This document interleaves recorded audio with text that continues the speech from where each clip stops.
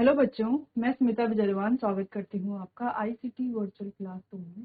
आशा करती हूँ आप सभी स्वस्थ होंगे और अच्छे से अपनी पढ़ाई कर रहे होंगे।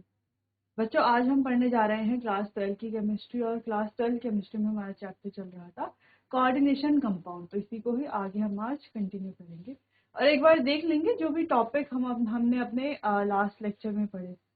चलिए तो स्टार्ट करते हैं कोऑर्डिनेशन कंपाउंड्स को। लास्ट लेक्चर में बच्चों काफी सारे टॉपिक्स हमने कंप्लीट कर लिए थे, अच्छे से डिस्कस भी कर लिए थे। ठीक है, तो चलिए तो आप देख लीजिए एक बार, साथ साथ आप रिवाइज कर लीजिए, फिर आज जो हमें पढ़ना है उसे हम आगे कंटिन्यू करते हैं। चलिए तो क्रिस्टल फील्ड स्प्लिटिंग एनर्जी को हमने डिस्कस कर लिया था, जहाँ पर कॉम्प्लेक्सेस की ज्योमेट्री देख ली थी। और लास्ट लेक्चर में बच्चों हम सीएफटी के एप्लीकेशंस के बारे में बात कर रहे थे, तो इन्हीं एप्लीकेशंस को आगे कंटिन्यू करते हैं। तो सबसे पहला जो हमारा एप्लीकेशन है वो यही था, electronic configuration of central metal atom. तो सेंट्रल मेटल एटम का इलेक्ट्रॉनिक कॉन्फ़िगरेशन से रिलेटेड ये वाला एप्लीकेशन था। ठीक है, जहाँ पे हमने देख लिया था कि जो लीगेंड की स्टेबिलिटी है, जो क्रिस्टल फील्ड स्प्लिटिंग एनर्जी है, वो लीगेंड की स्टेबिलिटी पर ही डिपेंड करता है। ठीक है, चलो तो यहाँ पर सबसे बड़ा रोल है स्ट्रॉन्ग फील्ड लीगेंड और वीक फील्ड लीगेंड। कैसे? जैसे बच्चों देखो, जो स्ट्रॉन्ग फील्ड लीगेंड है वहां पर क्या होता है, इलेक्ट्रॉन की पेयरिंग होती है, और जो वीक फील्ड लीगेंड है वहां पर इलेक्ट्रॉन की पेयरिंग नहीं होती। इस वजह से एनर्जी गैप में डिफरेंसेस होने की वजह से, अगर हम स्ट्रॉन्ग फील्ड लीगेंड की बात करें तो इसकी प्रेजेंस में जो एनर्जी गैप होगा डी ऑर्बिटल का स्प्लिटिंग के बीच का जो एनर्जी गैप होगा वो क्या होगा, स्ट्रॉन्ग फील्ड लीगेंड में ज्यादा होगा और वीक फील्ड लीगेंड में कम होगा। गैप ज्यादा होने की वजह से यहाँ पर इलेक्ट्रॉन की पेयरिंग होगी स्ट्रॉन्ग फील्ड लीगेंड में, और गैप कम होने की वजह से यहाँ पर लीगेंड की पेयरिंग नहीं होगी।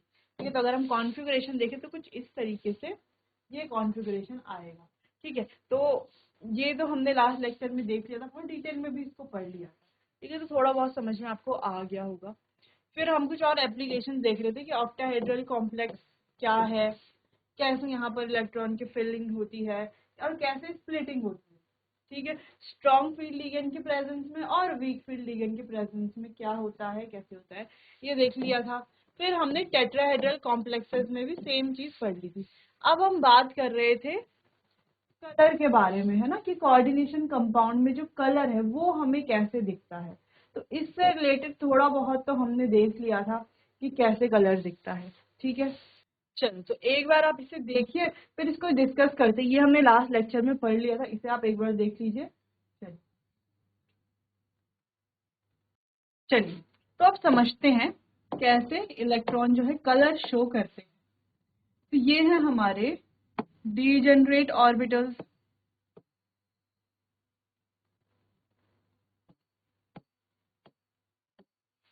ये हमारे क्या है, डीजेनरेट ऑर्बिटल। अब किसी एक्सटर्नल फील्ड की प्रेजेंस में ये क्या होंगे, स्प्लिट होंगे।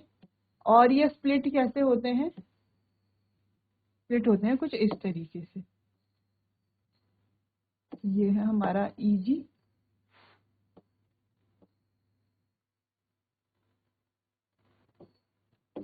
और ये है T2G।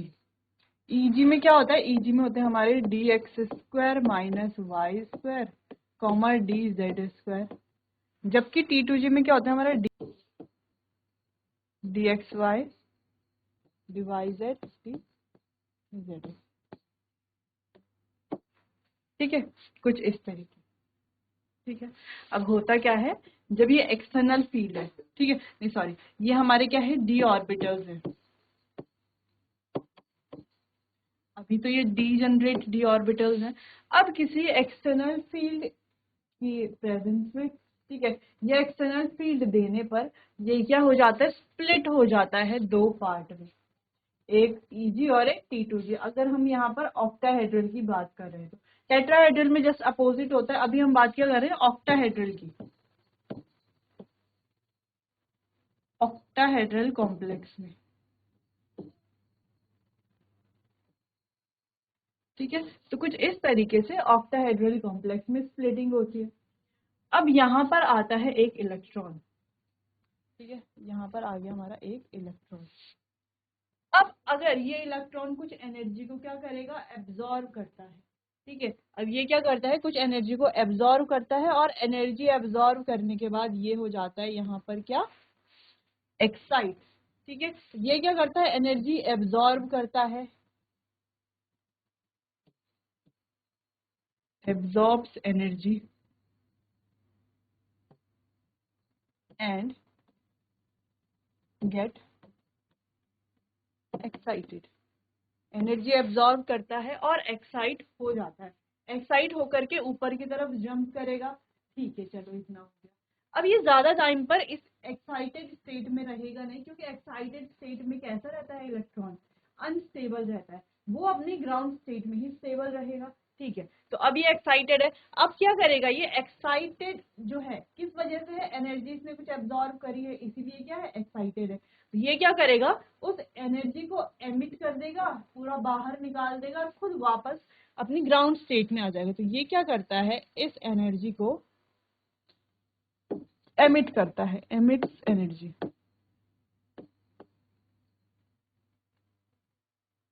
एनर्जी को एमिट करता है और वापस अपने ओरिजिनल स्टेट या अपनी ग्राउंड स्टेट में आ जाता है, ठीक है।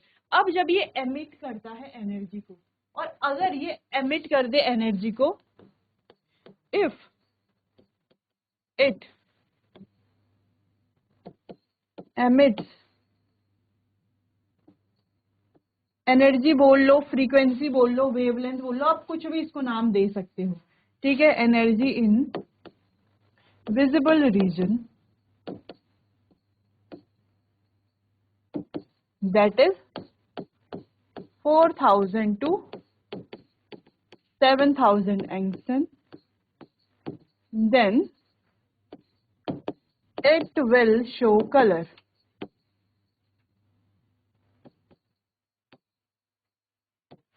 तो अगर ये एनर्जी को एमिट करेगा अपने विजिबल, किसी विजिबल रीजन में जो कि 4000 से 7000 एंगस्ट्रॉम में है, तो तब ये क्या करेगा, कलर शो करता है, ठीक है। तब क्या करता है, कलर शो करता है। पहली चीज तो चलो ये समझ में आ गई कि कलर शो करेगा कैसे। अब अगर हम बात करें, जो डी ऑर्बिटल की स्प्लिटिंग हुई है, वो डी और डी में ही तो स्प्लिटिंग हुई है, D X square Z square, D X Y D Y Z D Z X, यानी कि सिंपली अगर हम कहें तो ये भी डी ऑर्बिटल ही है और ये वाला भी डी ऑर्बिटल ही है। तो ये जो कलर शो होता है, ये डी और डी के बीच में ट्रांजिशन जब ये इलेक्ट्रॉन कर रहा है, यानी कि यहाँ से एक्साइट हो रहा है, एक्साइट होके वापस एनर्जी एमिट कर रहा है, यानी कि एनर्जी एब्जॉर्ब कर रहा है, एमिट, और एनर्जी एमिट कर रहा है, यहाँ से ऊपर जा रहा है एब्जॉर्ब करके, वापस नीचे आ रहा है एमिट करके, ठीक है। तो ये किस बीच में कर रहा है ये ट्रांजिशन, ये डी और डी के बीच में ही तो ट्रांजिशन हो रहा है ना। तो जब ये डी और डी के बीच में ही ट्रांजिशन होता है, तो इसे कहा जाता है D D transition. Important point है, D D transition. D D transition क्या है, जिसकी वजह से ये जो कॉम्प्लेक्स है, कोई भी कॉम्प्लेक्स है, वो कलर शो करता है, किस ट्रांजिशन की वजह से, डी डी ट्रांजिशन की वजह से, ठीक है। चलो, क्योंकि डी और डी के बीच में ये ट्रांजिशन होता है। अब बात करते हैं कॉम्प्लीमेंट्री कलर साइकिल की। कलर का हमें कैसे पता चलेगा कि कौन सा कलर एब्जॉर्ब किया है, मान लो इसने रेड एब्जॉर्ब किया है या वॉयलेट एब्जॉर्ब किया है, तो कैसे पता चलेगा कौन सा कलर ये एमिट करेगा और कौन सा कलर हमें दिखेगा। मान लो हमें रेड कलर दिख रहा है, तो मतलब कौन सा इसने एब्जॉर्ब किया था, ठीक है। मान लो हमें पर्पल कलर दिख रहा है, तो कौन सा, वॉयलेट कलर दिख रहा है, तो कौन सा इसने एब्जॉर्ब किया था। या मान लो इसने वॉयलेट एब्जॉर्ब किया, कलर कौन सा दिखेगा। तो ये पूरा जो है कि कौन सा कलर एब्जॉर्ब किया है, कौन सा हमें दिखेगा, ये सभी डिपेंड करता है कॉम्प्लीमेंट्री कलर साइकिल पर, ठीक है। तो कई हद तक जो है कॉम्प्लीमेंट्री कलर साइकिल जो है हमें सही कलर शो करती है। चलो, तो इसको समझते हैं। तो इस तरीके से होती है हमारी कॉम्प्लीमेंट्री कलर साइकिल।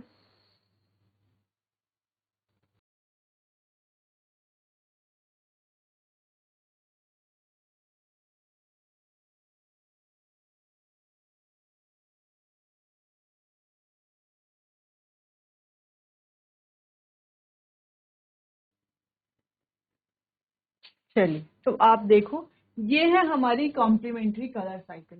तो जो विबग्योर का जो कलर है, उसमें से सिर्फ आई को हम हटा देंगे, बाकी V B G Y O R इस तरीके से लिखेंगे। अब देखो यहाँ पर कैसे आपको समझ में आता है? तो देखो, मान लीजिए कि यहाँ पर ब्लू कलर एब्जॉर्ब किया है, तो आपको कौन सा कलर दिखेगा? ऑरेंज कलर दिखेगा। और ऑरेंज एब्जॉर्ब किया है तो ब्लू दिखेगा।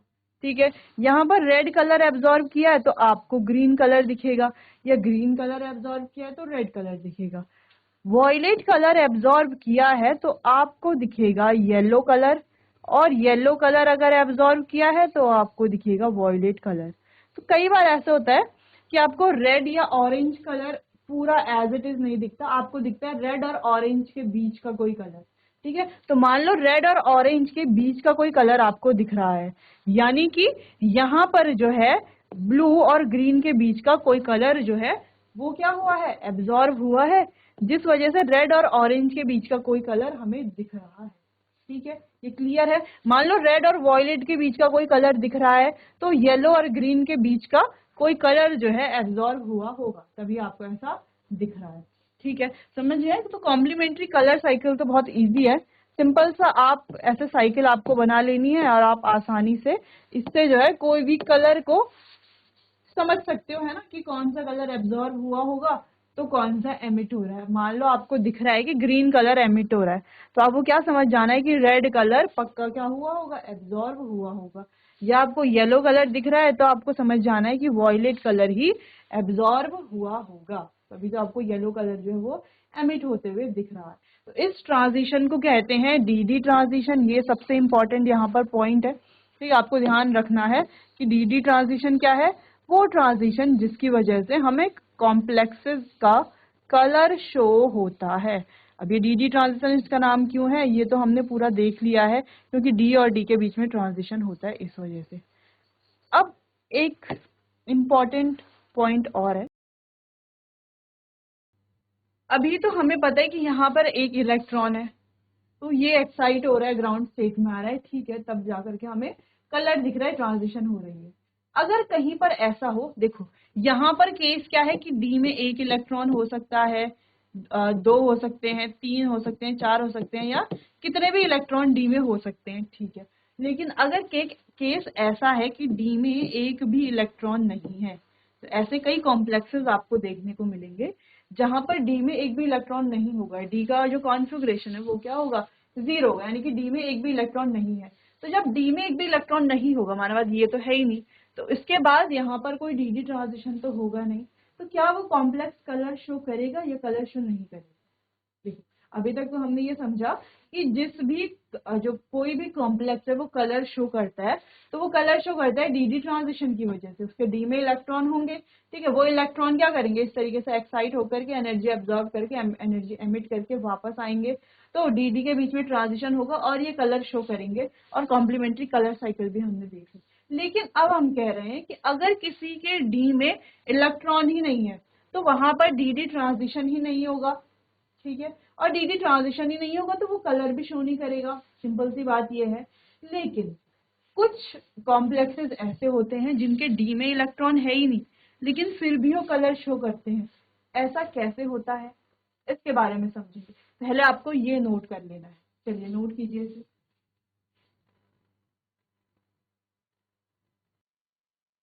चलो, तो इस पे थोड़ा सा डिस्कस करते हैं। जहां पर डी में एक भी इलेक्ट्रॉन ना हो तो हमें कैसे पता चलेगा? तो चलो कुछ कॉम्प्लेक्सेस के नाम देखते हैं। पहला कॉम्प्लेक्स है MnO4 नेगेटिव और Cr2O7 2 नेगेटिव। तो ये कॉम्प्लेक्सेस जब भी हमने DNF ब्लॉक पढ़ा है, कोऑर्डिनेशन पढ़ रहे हैं, तो कई बार हमारा इन कॉम्प्लेक्सेस से सामना हुआ है, कई बार हमने ये कॉम्प्लेक्सेस देखे हैं। ठीक है, अब अगर इनके कलर की बात करें तो सभी जानते हैं ये जो कॉम्प्लेक्सेस का कलर है पर्पल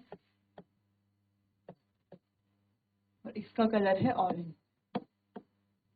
तो चलो ठीक है, चलो इसका कलर पर्पल है, इसका कलर ऑरेंज है, सिंपल है, कलर हमें पता चल गया। ठीक है, तो जिसने डीडी ट्रांजिशन पढ़ा है तो वो तो यही कहेगा कि यहाँ पर क्या होगा? डीडी ट्रांजिशन होगा। ठीक है, इसकी वजह से ये कलर शो कर रहा होगा, है ना, डीडी ट्रांजिशन की वजह से। ठीक है, पर्पल कलर शो कर रहा है, मतलब यहाँ पर क्या है? वॉयलेट लगा लो, इस यही कलर शो करा, तो इनके बीच का कोई कलर क्या किया होगा इसने, एमिट करा होगा। ये ऑरेंज शो कर रहा है तो इसने ब्लू एमिट, सॉरी, ब्लू क्या करा होगा, एब्जॉर्ब करा होगा, तो ऑरेंज शो कर रहा है। ठीक है, चलो इतना तो समझ में आ रहा है। लेकिन अगर हम देखें तो Mn यहाँ पर +7 ऑक्सीडेशन स्टेट में है और Cr यहाँ पर +6 ऑक्सीडेशन स्टेट में है। इतना क्लियर है।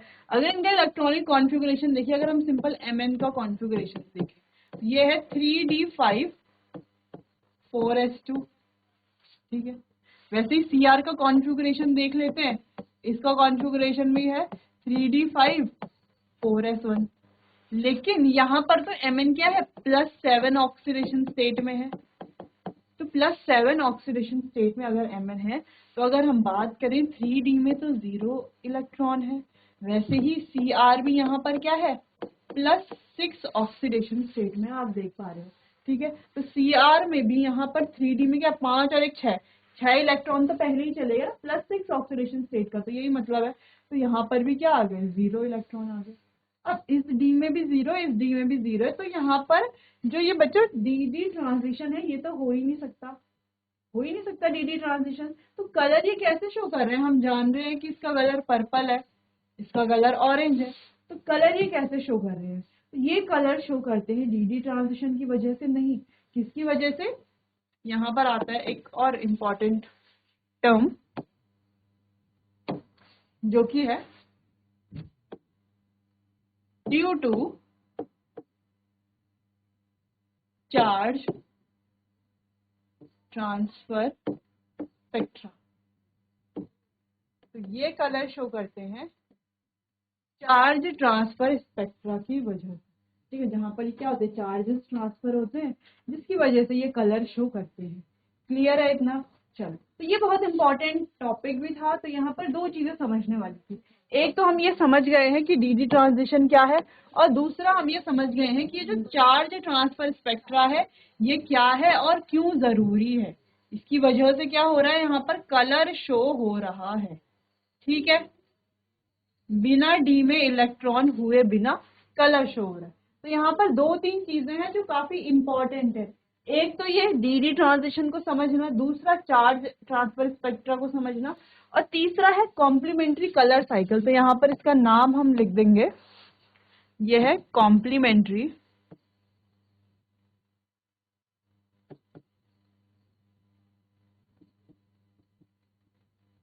Colour cycle. तो ये क्या है, कॉम्प्लीमेंट्री कलर साइकिल है। तो आप इस तरीके से इसे देख सकते हैं। तो ये दो एग्जाम्पल से आप चार्ज ट्रांसफर स्पेक्ट्रा तो समझ गए होंगे। ठीक है, बहुत ज्यादा डिटेल में हमें इसे पढ़ना नहीं है। ठीक है, चलो तो इतना आप नोट करो, फिर आगे कंटिन्यू करते हैं।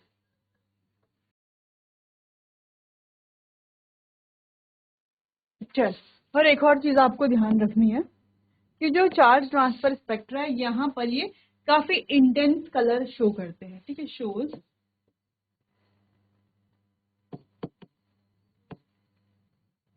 Intense colour. ठीक है, तो यहां से ज्यादा इंटेंस कलर ये चार्ज ट्रांसफर स्पेक्ट्रा में शो करते हैं। क्लियर है। चलो, तो इतना आपको समझ में आया होगा। अब यहाँ पर कुछ कोऑर्डिनेशन एंटिटी है। ठीक है, और यहाँ पर कुछ एब्जॉर्प्शंस हैं जो इन्होंने एब्जॉर्ब किए हैं, फिर इन्होंने क्या कलर एब्जॉर्ब किया है, और कोऑर्डिनेशन एंटिटी का क्या कलर है ये यहाँ पर लिखा हुआ है। ठीक है, तो चलो अगर आप ध्यान से देखो, जो हमने कलर कॉम्प्लीमेंट्री कलर साइकिल बनाई है, वैसा ही ये चार्ट कुछ लग रहा है ना। देखो, चलो यहाँ पर हम बना लेते हैं एक बार हमारी साइकिल को। ठीक है, कॉम्प्लीमेंट्री कलर साइकिल को बना लेते हैं। कुछ इस तरीके से बनाई थी।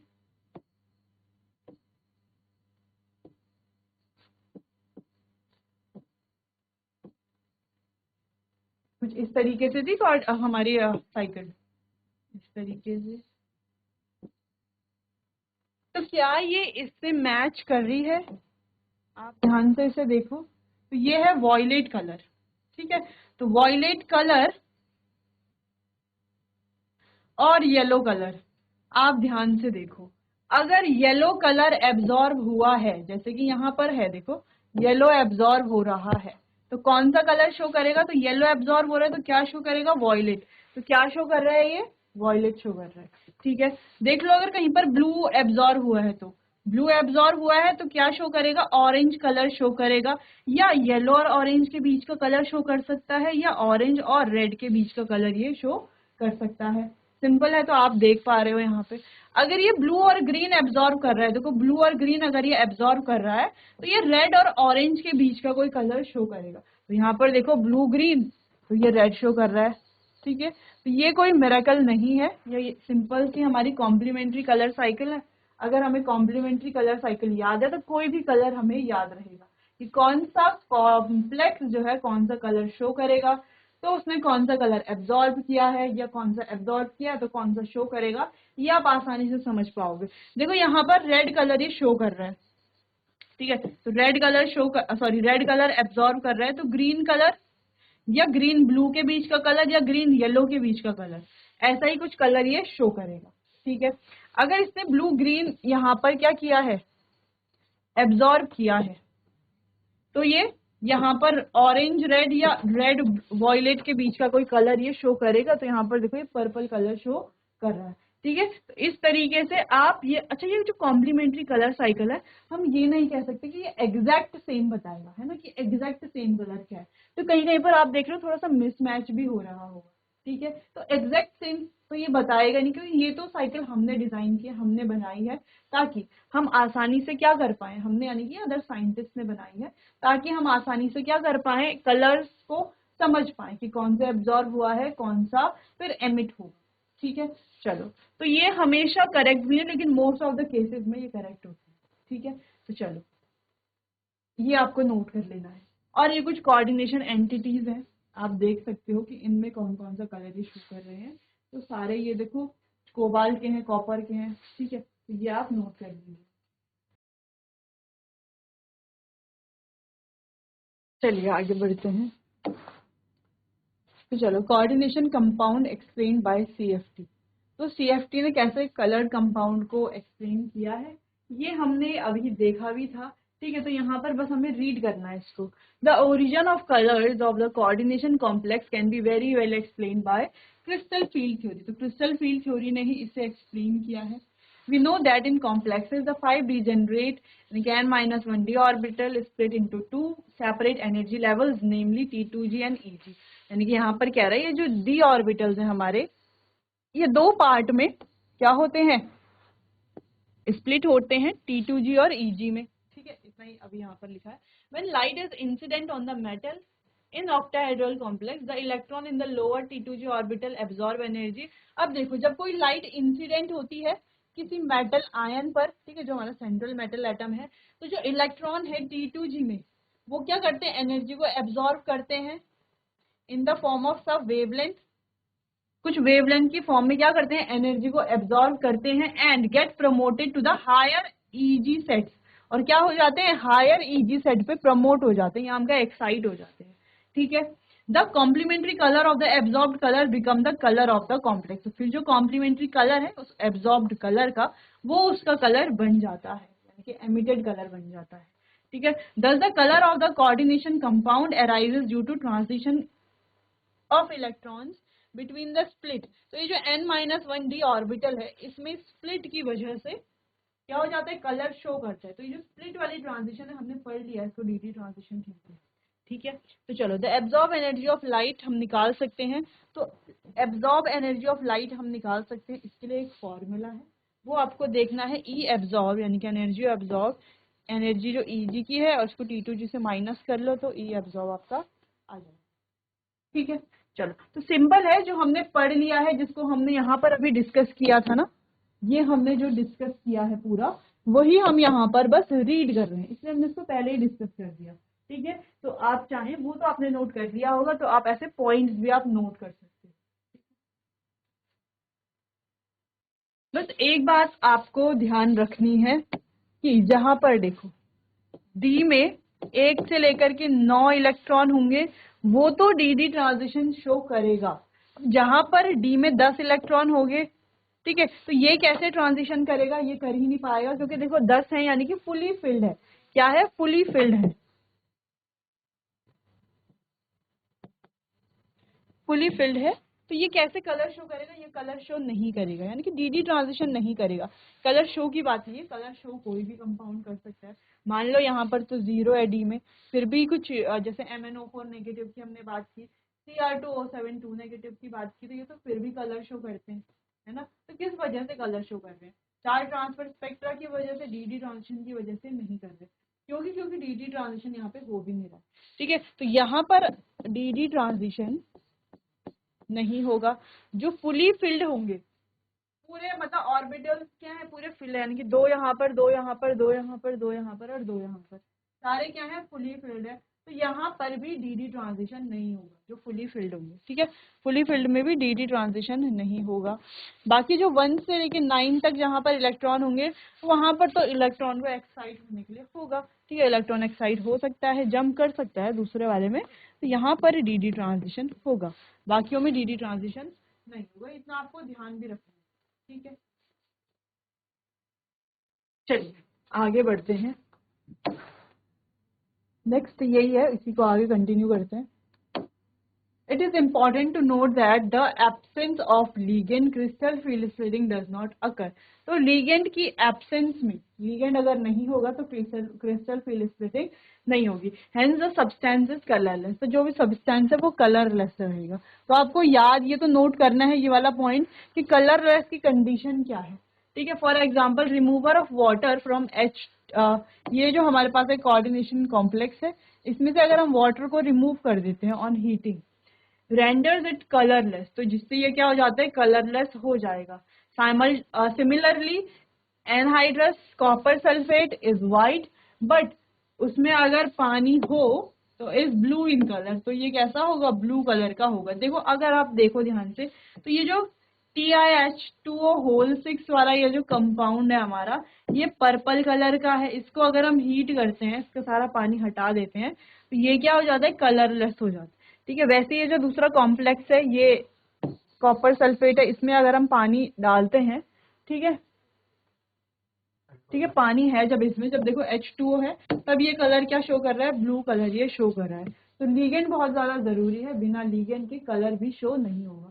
हेंस कंपाउंड क्या रहेगा, जो हमारा सब्सटेंस है वो क्या रहेगा, कलरलेस रहेगा। ठीक है, तो थोड़ा बहुत आपको समझ में आया होगा डीडी ट्रांजिशन में। ठीक है, कि डीडी ट्रांजिशन क्या है, चार्ज ट्रांसफर स्पेक्ट्रा के बारे में भी समझ में आया होगा। साथ साथ आपको समझ में आया होगा कि कॉम्प्लीमेंट्री कलर साइकिल क्या है और कैसे कंपाउंड जो है कलर शो करते हैं, क्या एब्जॉर्ब करते हैं, क्या एमिट करते हैं, कॉम्प्लीमेंट्री कलर साइकिल से आप समझ रहे हैं। क्लियर है? बाकी चैप्टर को कंटिन्यू करेंगे हम अपने आने वाले अगले सेशन में। तब तक के लिए आपका बहुत बहुत धन्यवाद।